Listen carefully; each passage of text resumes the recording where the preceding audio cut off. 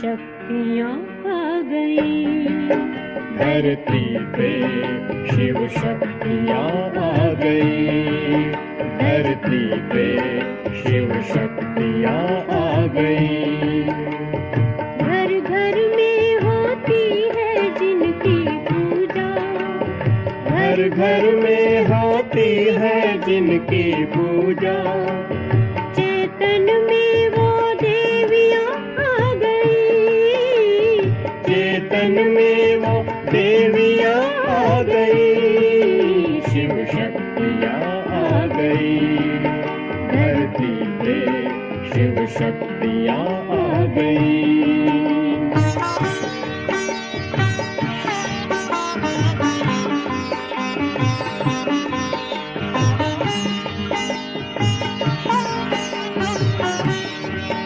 बन ज्ञान गंगा वो अमृत पिलाए। बन ज्ञान गंगा वो अमृत पिलाए। वो माँ बन के उमंग को बढ़ाए। वो माँ बन के उमंग को बढ़ाए। वो सर्व की प्यास बुझा रही है। वो सर्व की प्यास बुझा रही है।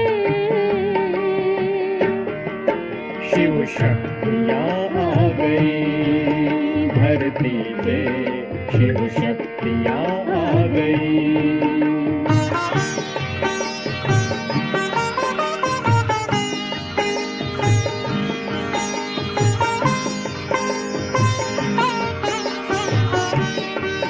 वो ज्ञान नेत्र बन के दे मीनाक्षी। वो ज्ञान नेत्र बन के दे मीनाक्षी। बनाए वो शीतल वो है शीतलाधि। बनाए वो शीतल वो है शीतलाधि। सृष्टि पे स्वर्ग बुला रही है। सृष्टि पे स्वर्ग बुला रही है। शिव शक्तियाँ आ गई। धरती पे शिव शक्तियाँ आ गई।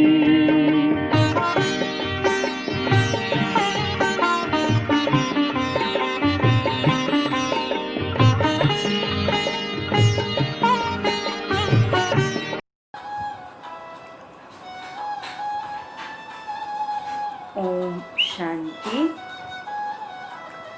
नवरात्रि से संबंधित बहुत सारे प्रश्न हमारे पास आए हैं। भाई बहनों ने नवरात्रि से संबंधित अलग अलग प्रश्न पूछे हैं।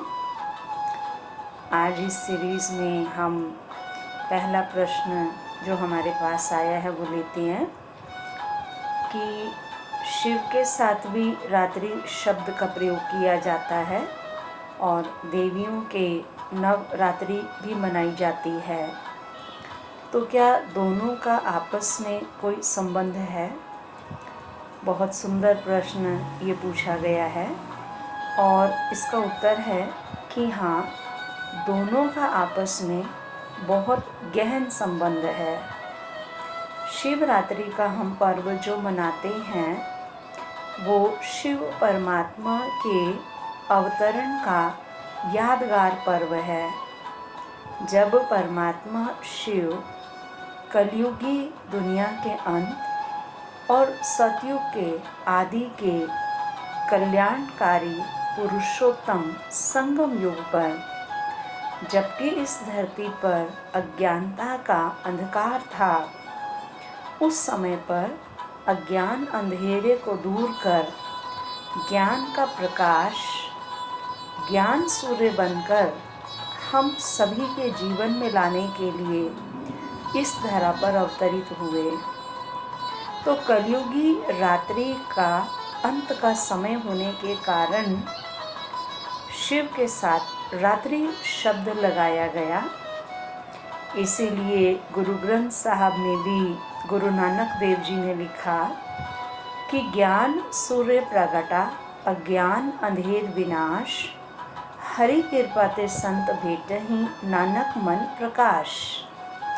कि जब इस धरा पर अज्ञानता का अंधकार छा जाता है, तब परमात्मा ज्ञान सूर्य बन करके इस धरा पर अवतरित होते हैं।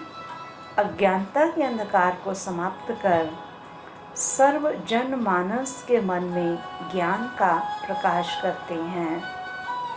तो जब शिव परमात्मा इस धरा पर अवतरित हुए, तो उन्होंने इस साकार सृष्टि पर साकार आधार शिव शक्तियों का लिया। इसीलिए हम नवदुर्गा को शिव शक्तियाँ भी कहते हैं कि परमात्मा ने अपना कर्तव्य नारी शक्ति के द्वारा कराया। जिस नारी को समाज के अंदर अबला माना जाता था, उसी को परमात्मा ने शक्ति स्वरूपा बनाया। अपनी शक्तियाँ उसके अंदर ट्रांसफ़र की और परमात्मा शक्तियों को प्राप्त कर वो शिव शक्तियाँ भी शिव परमात्मा के कार्य में सहयोगी बनी। उन्होंने भी परमात्मा के साथ साथ इस कलयुगी दुनिया के अंधकार को समाप्त करने का कर्तव्य किया। और वो समय भी कलयुगी रात्रि का ही समय था। इसलिए शिव के साथ भी रात्रि शब्द लगाया जाता है और उसकी शिव शक्तियों के साथ भी रात्रि शब्द लगाया जाता है कि शिव परमात्मा ने कलयुगी रात्रि के समय में सतयुग लाने के लिए अकेले कर्तव्य नहीं किया, लेकिन उसके साथ उसकी शिव शक्तियाँ भी सहयोगी बनी। इसीलिए आप देखेंगे कि जो शिव शक्तियाँ हैं उनको कुमारियाँ दिखाते हैं, लेकिन कुमारियाँ होने के बावजूद भी उनको लाल चोला दिखाया जाता है। जब उनको हम श्रृंगार समर्पित करते हैं पूजा के समय, तो लाल चोला, लाल चुनरी, लाल चूड़ियाँ, लाल सिंदूर, सारा उनका श्रृंगार लाल रखा जाता है और उनको एक सुहागन का पूरा श्रृंगार समर्पित किया जाता है। वास्तव में इन शिव शक्तियों ने शिव परमात्मा को अपने पति के रूप में स्वीकार किया। ये आत्मा ने परमात्मा को, जिसको हम पतियों का पति भी कहते हैं, परम पिता भी कहते हैं, परमेश्वर भी कहते हैं, तो वो पतियों का पति भी है। तो ऐसे निराकार शिव परमात्मा को निराकार आत्मा ने अपना पति यानी मालिक, सर्वस्व स्वीकार किया। आप परमात्मा की जब आरती गाते हैं तो उसमें गायन करते हैं कि तुम ही हो माता पिता, तुम ही हो बंधु सखा, तुम ही हो। तो इन शिव शक्तियों ने अपने सर्व संबंध उस परमात्मा के साथ जोड़े, उसको अपने पति के रूप में भी स्वीकार किया और परमात्मा के जो रहने का निवास स्थान है, ब्रह्मांड या ब्रह्मलोक, जहाँ चहुं और ब्रह्म तत्व से पूरा ब्रह्मांड प्रकाशित है। और ब्रह्म तत्व का जो कलर है वो गोल्डन रेड कलर होता है और गोल्डन रेड कलर होने के कारण जो शिव शक्तियाँ हैं उनका श्रृंगार भी लाल श्रृंगार दिखाया गया है। लाल रंग खुशी का प्रतीक भी होता है। इसीलिए आप देखेंगे कि जो वधू होती है, नववधू, उसका जो जोड़ा है वो भी लाल रंग का दिखाया जाता है, खुशी का प्रतीक दिखाया। दूसरा, लाल रंग शक्ति का भी प्रतीक होता है। शक्ति के लिए भी हम रेड कलर यूज़ करते हैं। और तीसरा, लाल रंग यानी स्टॉप। जैसे ट्रैफिक में हम देखते हैं जब रेड लाइट होती है तो क्या होता है, ट्रैफिक स्टॉप हो जाता है। तो इन्होंने भी अपने जीवन में संपूर्ण पवित्रता को धारण किया और सभी प्रकार की अपवित्रता के ऊपर फुल स्टॉप लगाया। ये बाल ब्रह्मचारिणी शिव शक्तियाँ, जिन्होंने अपने जीवन के अंदर परमात्मा शिव की शक्ति को धारण कर अपने जीवन में विकारों पर विजय प्राप्त की, इन्हीं का यादगार आज हम सभी नवरात्रि मनाते हैं। तो नवरात्रि के अंदर शिव और शक्तियाँ दोनों का यादगार मनाते हैं। तो आज हम सब ने ये जाना कि हम जिन नव दुर्गा की पूजा करते हैं उन नव दुर्गा का शिव के साथ क्या संबंध है। दूसरी बात, आप देखेंगे देवियों को हाथों में अस्त्र शस्त्र दिखाए गए हैं और नैनों में प्रेम दिखाया गया है। अब अगर इन दोनों बातों को देखें तो दोनों में कुछ विरोधाभास दिखाई देता है। जिसके हाथ में अस्त्र शस्त्र हों उसकी आँखों में तो अग्नि होनी चाहिए, क्रोध की ज्वाला होनी चाहिए, लेकिन उनके नैनों में से तो प्रेम बरस रहा है और हाथों में अस्त्र शस्त्र दिखाए गए हैं। तो वास्तव में ये अस्त्र शस्त्र विकारों पर विजय प्राप्त करने के ज्ञान के अस्त्र शस्त्र हैं। इसीलिए आप देखेंगे देवियों को अष्टभुजाधारी भी दिखाते हैं। ये अष्टभुजाएं वास्तव में शिव परमात्मा से प्राप्त अष्ट शक्तियों का प्रतीक हैं। हम देवियों को बड़े प्यार से माँ कहते हैं। आप थोड़ा सा इस बात पर अपने विवेक से विचार करें कि अगर माँ की 8 भुजाएं हैं तो बच्चों की कितनी होनी चाहिए। आप देखेंगे जैसी माँ होती है वैसी ही तो आगे संतानें होती हैं। अगर कोई मोरनी है तो उसकी संतान कौन पैदा होंगे, मोर और मोरनी होंगे। अगर कोई मनुष्य है तो उसकी संतान वही 2 हाथ और 2 पैर वाले होंगे।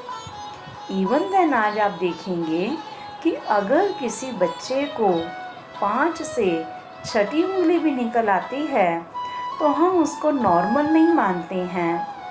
और अधिकतर माता पिता क्या करते हैं, बचपन में ही उस बच्चे की वो 6ठी उंगली रिमूव करवा देते हैं। क्यों? क्योंकि बड़ा होकर लोग उसके ऊपर हंसेंगे। तो इसी प्रकार से आप देखें जो हमारी माँ है, हमारी माँ को अगर 8 भुजाएं हों तो उसकी संतानों में कोई तो एक सैंपल और एग्जाम्पल होना चाहिए, लेकिन एक भी नहीं है। और अगर कोई होगा तो क्या हम उसको नॉर्मल मानेंगे?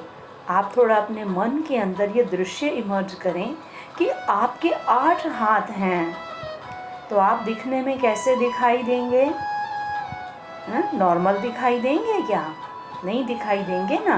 तो ये सिंबल रूप में दिखाया हुआ है, प्रतीक रूप में दिखाया हुआ है कि जो आत्माएं परमात्मा शिव को याद करती हैं तो परमात्मा से उनको अष्ट शक्तियों की प्राप्ति होती है, जिसमें सबसे पहली शक्ति दिखाई है समेटने की शक्ति, सहन करने की शक्ति, समाने की शक्ति, परखने की शक्ति, निर्णय करने की शक्ति, सामना करने की शक्ति, सहयोग करने की शक्ति और विस्तार को संकीर्ण करने की शक्ति। शिव परमात्मा से योग लगा करके हमको ये शिव परमात्मा की अष्ट शक्तियाँ प्राप्त होती हैं जो अष्ट भुजाओं के रूप में दिखाई गई हैं। तो वास्तव में देवियाँ जो हमारी माँ हैं वो सर्व शक्तियों से संपन्न है। शिव की सभी शक्तियाँ उसके अंदर भी हैं, इसीलिए तो उसे शिव शक्ति कहा गया। तो आज आप सभी के साथ हमने ये शेयर किया और कल फिर हम आपसे मिलेंगे एक नए प्रश्न के उत्तर के साथ। तब तक के लिए आप सभी से विदाई। ओम शांति शांति।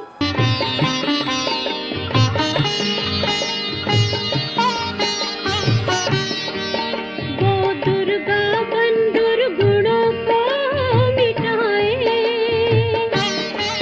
वो दुर्गा बन दुर्गुणों को मिटाए, वो काली बन सब कलंक हटाए, वो काली बन सब कलंक हटाए, वो संतोषी संतुष्ट बना रही है, वो संतोषी संतुष्ट बना रही है। शिव शक्तियाँ आ गई धरती पे, शिव शक्तियाँ आ गई।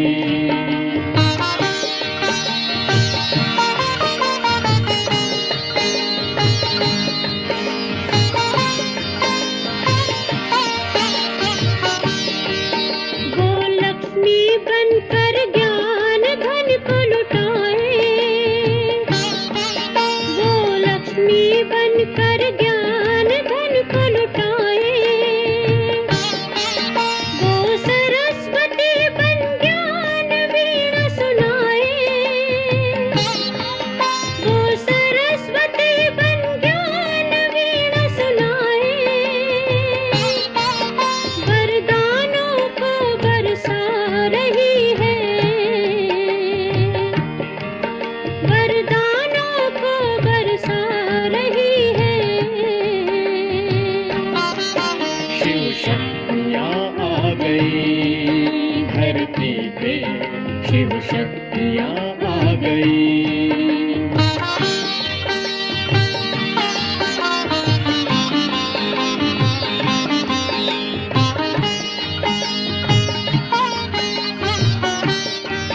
वो वैष्णो बन विषयों को मिटाए,